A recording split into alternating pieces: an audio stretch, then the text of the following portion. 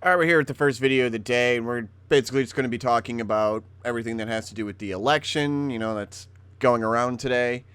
There's some mail-in voting problems, voter registration problems. We got problems over with the debate. Biden has actually come out with possibly the answer, to Supreme Court packing. So we'll get into that. And then Pelosi's going with the 25th Amendment. So we'll get into that as well. First, though, we're going to talk about some of the voter registration.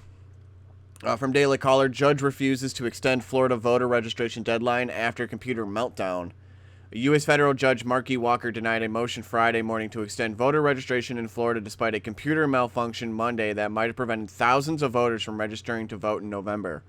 Walker called his decision an incredibly close call, but ultimately decided that the state's interest in preventing chaos in its already precarious and perennially chaotic election outweighs the substantial burden imposed on the right to vote, according to the Associated Press. So, basically, why did they crash? Servers crashed on Monday, the final day of voter registration. Republican State Governor Ron DeSantis said, and Secretary of State Laura Lee extended registration for 7 hours on Tuesday to make up for any lost time. Voting rights groups have reportedly brought a lawsuit demanding 2 more days for Floridians to register to vote. Walker criticized Lee's cure for the issue, noting she didn't notify the public until afternoon that the deadline was extended, per the same report. This left less than 7 hours for potential voters to somehow become aware of the news and ensure that they properly submitted their voter registration applications, all while also participating in their new normal workdays, school, family, and caregiving responsibilities. So, yeah, who knows who's unregistered now because of the computer malfunction even. There could be tens of thousands of people that aren't now registered to vote. And when they try to go, they're going to be like, well, you're not registered to vote. It's like, well, yeah, it was. Oh, we had that computer malfunction, so now you're not. So now you can't vote.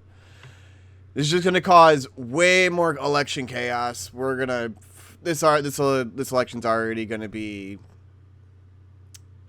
pretty much disputed between both sides, every which way. No one's going to be called president. It's just going to be chaos. It's a possible civil war even.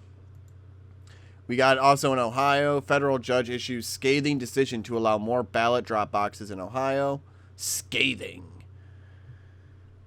CNN likes to exaggerate just a bit. A federal judge on Thursday blocked an order from Ohio's Secretary of State that would have required counties in the state to install ballot drop boxes just at the local election office, allowing additional drop boxes to be placed in areas that need them. At issue was an order earlier this week from Republican Secretary of State Frank LaRose that limited ballot drop boxes to one location per county. A county's election office, LaRose, had been interpreting an Ohio law that states that only 2 ways to return an absentee ballot are to mail it or personally deliver it to the director, as meaning that if a voter chooses to use a drop box, it must be at the County Board of Elections office because that is still considered to be delivering the ballot directly to the director. But federal Judge Dan Polster said LaRose order puts a burden on more populous counties like Cuyahoga, which includes Cleveland, and which he says has a very serious looming problem that could jeopardize the right to vote. While it may be said that the 7,900 registered voters in Noble County may find a single Dropbox location sufficient, the record demonstrations that the 850,000 registered voters in Cuyahoga County will likely not, Polster wrote in a scathing opinion. Yeah, I kind of agree there. You're going to have to maybe do it based on the amount of people, maybe per every 10,000 or something have a Dropbox, or 20,000 people maybe be able to have a Dropbox. That way you just have more. I'll criticize some Republicans if they're just going to try to be buttholes about the whole thing as well, because it's already going to be a mess. Why make it even worse? But he's like, I'm just going to try to go with this old law. It's like, come on, guys. Come on. In the words of Joe Biden, come on, man. Come on. Then we got appeals court stops Wisconsin from accepting mail-in ballots after Election Day. A federal appeals court on Thursday blocked an attempt to allow absentee ballots in Wisconsin to be received 6 days after Election Day, the latest twist in the legal fights over voting during the coronavirus pandemic. In a 2-1 decision, the 7th U.S. Circuit Court of Appeals sided with the Wisconsin legislator and the Republican National Committee to stop a lower federal court order on the ballot deadlines. A district court last month had ruled for the Democratic National Committee in extending online voter registration until October 21st and extending the deadline for absentee ballots to be received from the night of Election Day up to November 9th, so as long as they are postmarked before Election Day. So, I guess as long as you have it postmarked, I mean, it just seems so many ways to get around it. I don't know, mail-in vote, blah, blah, blah. Mail-in voting is just going to be a mess. That's all it is going to be. And trying to even deliver it to a ballot box is going to be a mess. And then, you know, maybe that's why the Democrats are already trying to reverse their ways and trying to and say, hey, why voting in person may be the best option for you. This is just a video and not an article, but even in CNN Health, for some reason CNN Health, they're like, hey, maybe voting in person is the right way. But then you look at the CNN Politics, and it's like, yeah, man, all this mail-in voting is going to be a mess. Yeah, we know it. We know it. Even dropping the ballots off is going to be a mess. This election's going to be chaos. We also got from Fox here on the next debate. Debate Commission claims Steve Scully's Twitter account was hacked after Scaramucci tweet makes waves. C-SPAN host tweet read, at Scaramucci, should I respond to Trump? And apparently Scaramucci responded back saying no. The Commission on Presidential Debates told Fox News on Friday morning that C-SPAN host Steve Scully's Twitter account has been hacked in the aftermath of a tweet sent from his account to former White House Communications Director Anthony Scaramucci that raised questions of impartiality. The Commission did not give specifics on its claim. Scully himself did not immediately comment. He's been selected to host the second presidential debate, although the status of all future 2020 debates has been unclear. So we don't even know if the second one's going to happen. It might happen on the 22nd. It's definitely not happening on the 15th at this point. Trump's just going to hold a rally. They wanted to do a virtual debate. Trump's like, no, it's going to be in person, or no, I'm just going to hold a rally. So, because they're just like, oh, we're just going to change the rules all of a sudden here. And then we got Steve Scully saying he's hacked, even though it was one message that got out on an whole entire Twitter. And I'm pretty sure he was trying to make a DM and failed and got caught. Just, you got caught, bro. You got caught hard. It says the now deleted tweet sent Thursday night read, at Scaramucci, should I respond to Trump? Frank Fahrenkopf, the co-chairman of the commission, first made the claim to Fox News Radio's The Brian Kilmeade Show Friday morning. Steve is a man of great integrity, okay? Fahrenkopf said, I don't know this question about whether he tweeted something out or not. I do know, and you'll probably pick up on it in a minute, that he was hacked. Apparently, there's something now that it's been on television and the radio saying that he talked to Scaramucci. He was hacked. It didn't happen. Yeah, no, he got caught. He got caught. It was only one thing. When people actually get hacked, and especially prominent and influential people, the tweets just don't stop going out. It's just boom, boom, boom, boom, boom, boom, boom, boom, until it blocks the account. That's what happens when you actually get hacked. It's not just one very, very weird, vague tweet that almost just sounds like a DM instead. Yeah, I think you just got caught, bro. I think you got caught, and now they're trying to run defense for you. And, you know, I don't think Trump's going to be putting up with this, that's for sure. No one really is, because this raises a lot of serious questions now about the moderators. Maybe Trump wanted this. He wanted to put these crazy Democratic moderators in there. Not he putting them in there, you know, specifically, but allowing it to, because the Democrats are the one that picked them mostly. So I think he just wanted to show their actual bias towards him. I think he just kind of played them again, to be honest. We got even from Daily Mail, moderator Steve Scully faces calls to be disqualified from the next presidential debate for tweeting Anthony Scaramucci asking, should I respond to Trump after the president called him a never-Trumper who worked for Biden? Steve Scully asked Anthony Scaramucci for advice. Scaramucci took it at face value and said the C-SPAN journalist should ignore Trump's accusation of bias. While it seems pretty evident you have some hard bias, gotta say it's not Trump debating Biden. It's Trump debating the moderator, and that's what's going to happen in the second one if Steve Scully is going to be doing it. There have been calls for the moderator of next week's presidential debate to be disqualified after he tweeted Anthony Scaramucci. Steve Scully asked a former White House advisor, should I respond? The C-SPAN journalist, 60, was a mailroom intern in Biden's office while in college in 1978. He's been to parties with him, like Christmas parties and stuff. He's pretty much been in Biden's life for quite a while and pretty friendly towards him. I'm guaranteeing there's a hard bias in this. Scully's tweet quickly drew criticism from Trump supporters who said it should be disqualifying, but Scaramucci took it at face value, responding, ignore.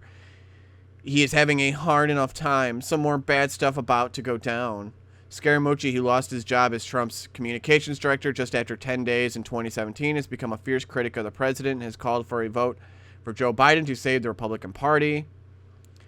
Yeah, he's just pretty much Scaramucci just became a never-Trumper, and I don't know why Steve Scully's trying to ask him for advice on the debate here, but I'm pretty sure it's a conflict of interest, and I don't think you should be moderating. Maybe we should be getting someone maybe a lot better in there. Maybe someone that the people can actually pick. That'd be awesome. Maybe get Joe Rogan in there. That'd be cool. Maybe get Joe Rogan. That'd be better. Make it just like a 2-hour debate. Bet Joe Rogan would have some at least tough questions for the both of them. And we know Trump might be able to answer some of them. I will give criticism that Trump's definitely not the best. Pence would have been crazy. He would have answered all of them with just hard facts. He would have just been on point. It would have, if it was Pence and Biden, it would have just been destruction. But now we're just gonna yell fest for the presidential debate. So that's going on with the moderators and the debates. Now we got Biden here. You'll know my opinion on court packing when the election is over. Joe Biden told reporters Thursday he would reveal his stance on expanding the size of the Supreme Court the day after the election. You'll know my opinion on court packing when the election is over. Basically saying, I'm not going to tell you anything about my campaign until after I get elected. What? So, I can't really comprehend that. Why do you guys keep dodging this question? You'll know my opinion on court packing. Okay, you know what? I think that pretty much answers it.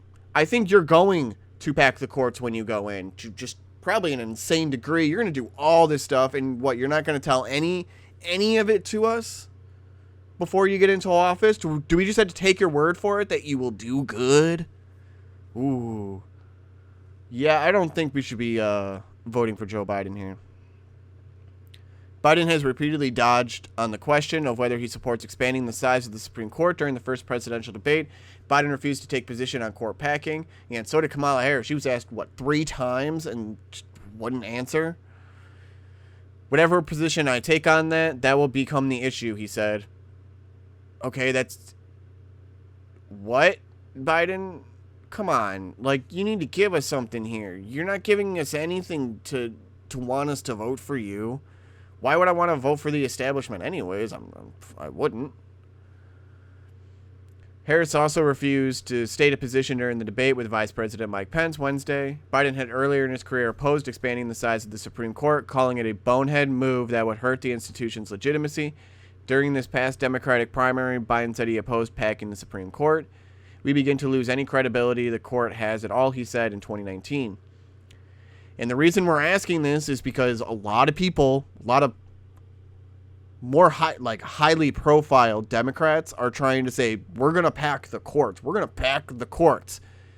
So they need to get a firm stance from the president and the vice president if they are actually going to pack the courts. And I think the people have a right to know. But then again, we have a right to know about the transparency of, the president's health, right, Kamala Harris? Instead, we just got, a random rant about Trump's taxes. You guys can't answer questions. You guys can't be transparent. Why would I vote for that? We also got that from Fox News. Pelosi announces bill on 25th Amendment after questioning Trump's health. Pelosi says Trump needs to reveal more about his health since he tested positive for COVID-19. House Speaker Nancy Pelosi on Friday announced legislation to create a commission that would allow Congress to oust a president from office using the 25th Amendment a day after she accused President Trump of being in an altered state from his coronavirus treatment. This is not about President Trump, Pelosi maintained Friday. He will face the judgment of the voters, but he shows the need for us to create a process for future presidents. Pelosi denied that the timing of the legislation had anything to do with the election and argued that setting up a commission on presidential capacity is needed to give some comfort to people on the stability of the government. I'm pretty sure it is about timing. It's definitely not a coincidence. It's definitely about the election.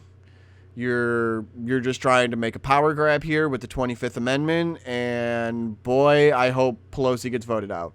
California, you got to do your part here. You need to vote her out. She's insane. This woman has gone bananas, and she's trying to now make a huge power grab right before the election. All right, we also got from The Hill, Democrats unveil a bill creating panel to gauge a president's capacity. House Democrats on Friday unveiled legislation creating a panel to gauge a president's capacity to perform the job and potentially remove the commander-in-chief from office in cases of decided debility. Now, that actually might not be for Trump. That's probably if Biden actually gets elected to make Harris the president, and then Nancy Pelosi would become the vice president. And then who's to say that Harris doesn't have a mental breakdown and then Nancy Pelosi becomes the president? I think Pelosi might just be trying to make this hard power grab to maybe become president at some point. But who knows? Who knows? Maybe she'll just follow the footsteps of Harris and just try to let Harris lead. But man, Harris is just some of the worst opinions ever, and ideas for that matter. Just objectively, she's also a very bad person, especially since she was incarcerating, younger black individuals for just minor drug offenses. So that way she had cheap labor. Who's to say when she's a president, she might not do that around the entire country for everybody? Who's to stop her if it's all Democrats in the House and the Senate? There'd be no one to stop them. Nobody. Except for the people then to rise up and fight, essentially. House Democrat, I already did that. The commission would be permanent, applying to future administrations, but it's a clear shot at President Trump, whose treatment for the coronavirus have raised questions.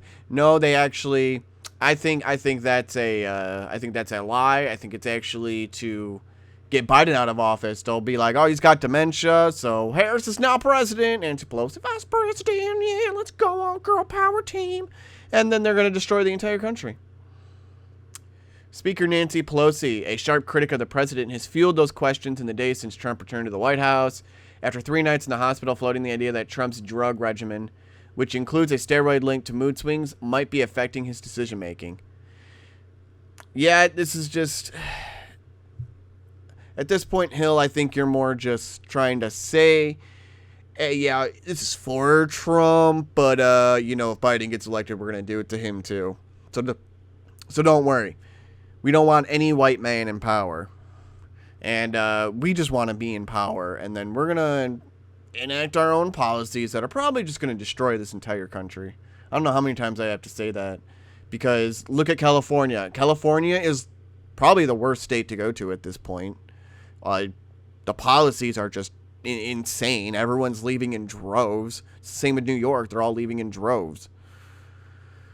Kamala Harris, like I said, she was incarcerating young individuals for just minor offenses. Who's to say that they could do that to anybody? They could do that to journalists then, to deem anyone that tries to go against them. Who's to say they won't try to do that? Who's to say that true tyranny might not happen underneath them?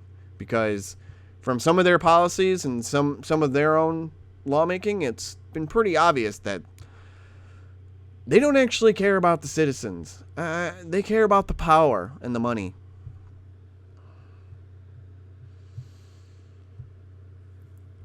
So I'm just going to leave it there. Just food for thought, I guess. Yeah, I really don't think this is really for Trump. It's probably for Biden. We'll have one more video coming up in just a few minutes. I will see you then.